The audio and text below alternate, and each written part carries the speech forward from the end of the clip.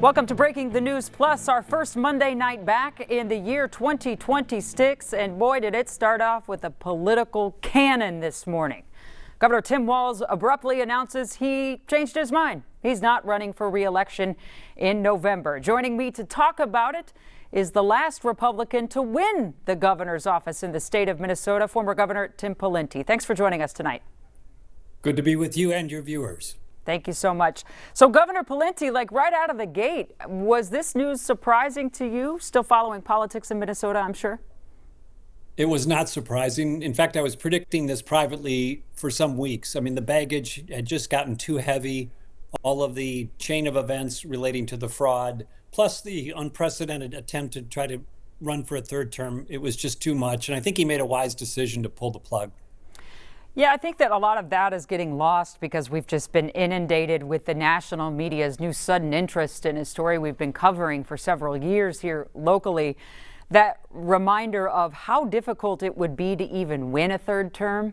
Minnesotans are kind of like, well, you had 8 years to do what you wanted to do, correct? They're just not too keen on 3 terms.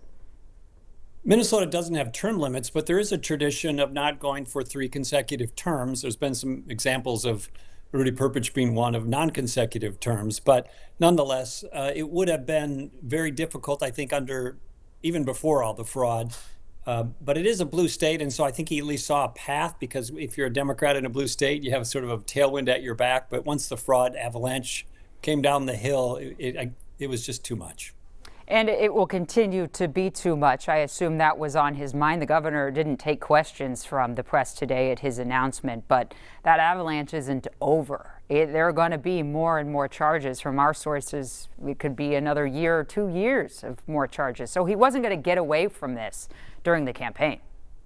No, it's just getting started. I think if the number really is $9 billion, as the U.S. attorney said, or more, there's going to be many more criminal charges, more audits, more reviews by federal agencies. There's going to be a lot of political review of this as well. And it's going to go on and on. It wasn't going away easily or quietly. And I think, frankly, Governor Walz realized he couldn't crawl out from underneath that. And he really has to take some responsibility for it and accountability for it. This did happen on his watch. There's a lot of evidence that the culture within state government was rotten as it relates to checking and looking into fraud. And KARE 11 has done a great job reporting on a lot of that. Yeah, I mean, he said it today, and he probably should have said it louder earlier. The buck stops here in the governor's office. You are the head of the state, and you are in charge. And so if it happens under your watch, you're ultimately responsible. Let's move now to the next phase. We don't have a candidate on the Democratic side officially running for governor, although a lot of rumor and a lot of thinking tonight by Senator Amy Klobuchar to run. Do you think that would be a good move for her or no? Well, I don't argue against Republican interests, because if she does run, she'd be a very, very formidable candidate. And but it does, I think, from her perspective, probably have some appeal. She's been in the Senate a long time. Washington's dysfunctional. If you get to be governor, you're an executive, and you have the bully pulpit instead of being one of many legislators and one voice in a chorus. And it also keeps her options open if she's interested in the future for VP or president. And if she ran and lost, she would still be a senator. So there's a lot of, I think, appeal to her, I suspect. But again, from a Republican perspective, we sure hope she doesn't run, because she would be by far their best candidate and hard to beat. Yeah, I've heard a lot of rumblings about that. Like, that's a tough candidate to run against. The Republicans have 14 people running right now. Some said they'll abide by the nomination. Some said they won't. So if you're a Republican running, you've been running full steam ahead at Governor Walz for his failure with fraud. Now, do you have to change message? Can you just pin fraud on whatever Democratic donkey comes in front, or do you have to change your campaign? Well, it depends. For example, if it's an attorney general who also was supposed to be partly responsible for fraud as their candidate, that still applies. And it's going to apply no matter who they pick, because it's really more about the culture within state government. And you got to believe that cleaning house is a better argument than, we're just going to be more of the same party, more of the same after the fact. And they didn't respond to it early enough. It's been going on for years. And so the idea that they're going to clean it up now seems like it's too little too late. If Senator Klobuchar were to announce, let's hypothetically say tomorrow, and she takes on, let's hypothetically say, Lisa Demuth, does Klobuchar beat Demuth? Does Klobuchar win this race, you think? Well, again, in politics, anything can happen and it's unpredictable. And what is the situation in November could be very different than what it looks like here in January. But Senator Klobuchar's record of winning and winning by a lot in Minnesota speaks for itself. I can only say, again, she would be an extremely formidable candidate. I hope she doesn't run from a Republican perspective. But if she does, boy, it's going to be an uphill climb for my team. You know, Governor Pawlenty, you mentioned the only governor to do that third term was the Rudy Perpich exception because it was non-consecutive. You were a popular governor for 2 terms. If you ran again, they would be non-consecutive. Would you entertain running for the seat? I am now viewed as too mainstream in my own party. You know, I would consider running for something, but the fact of the matter is, I don't think I could even win my own party's endorsement or primary because they view me as mainstream and in a world that's pretty mega these days. You're too mainstream, Governor Pawlenty? When I was in office, I was viewed as pretty conservative, but times march on, circumstances change. But, you know, to win in Minnesota, you have to be, you know, mega enough to satisfy sort of the mega element within the Republican Party. But if that's all you have, you're probably not going to do well because President Trump has run in Minnesota 3 times. He's lost here 3 times. So you got to be more than mega or mega plus.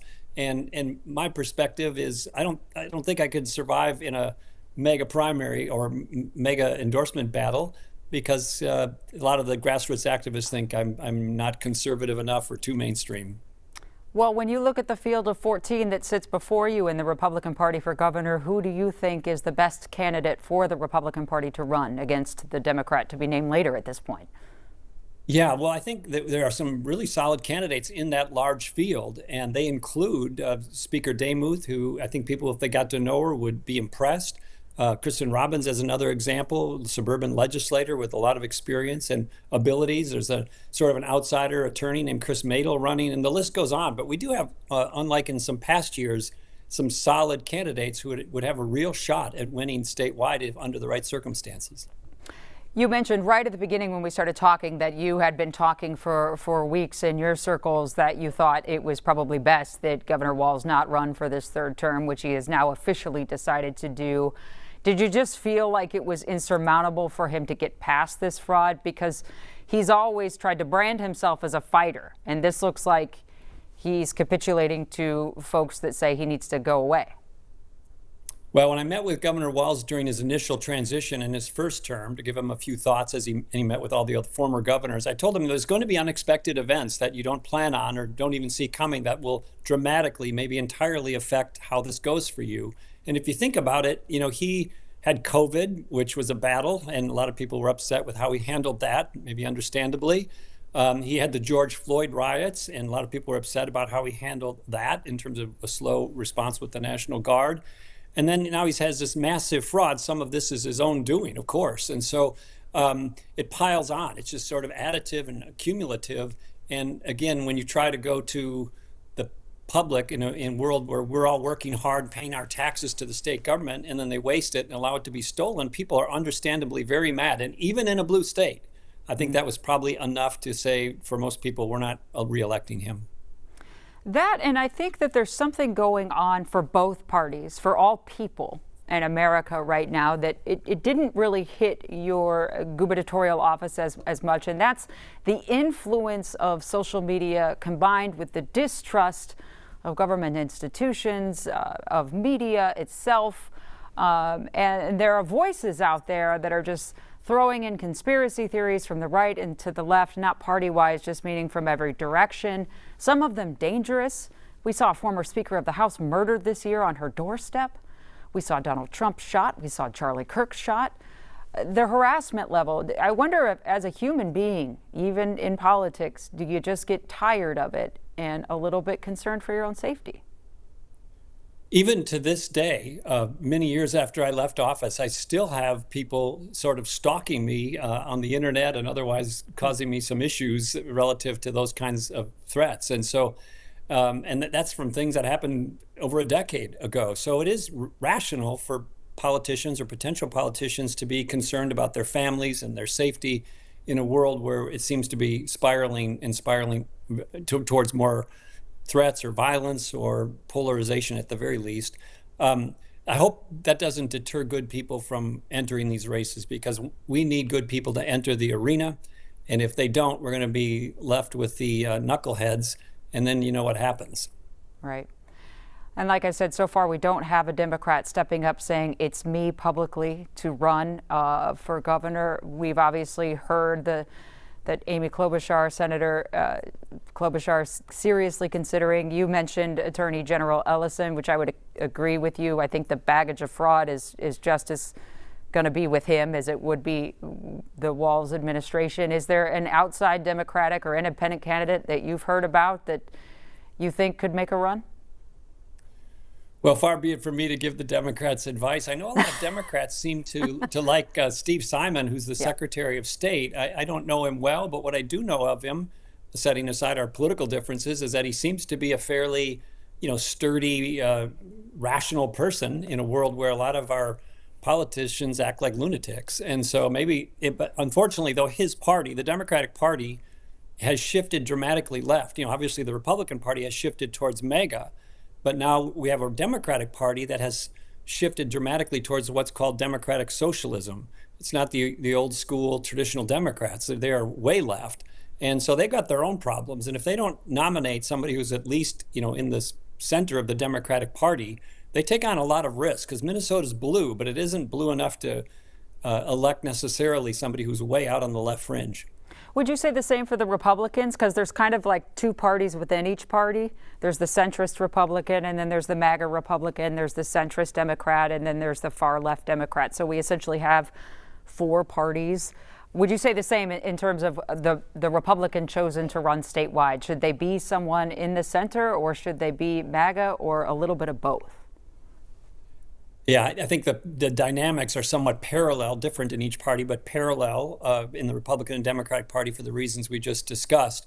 But I think the Republicans would be wise to nominate and endorse somebody who's, again, MAGA enough to keep the MAGA people in the tent and excited, but not so MAGA as to scare away centrist Republicans, independents, and maybe even some soft Democrats that you absolutely need to get support from if you're going to win in a blue state. I mean, we start with a disadvantage in Minnesota. And so to overcome that, you can't win with just Republicans. You have to appeal to independents and maybe even some soft Democrats.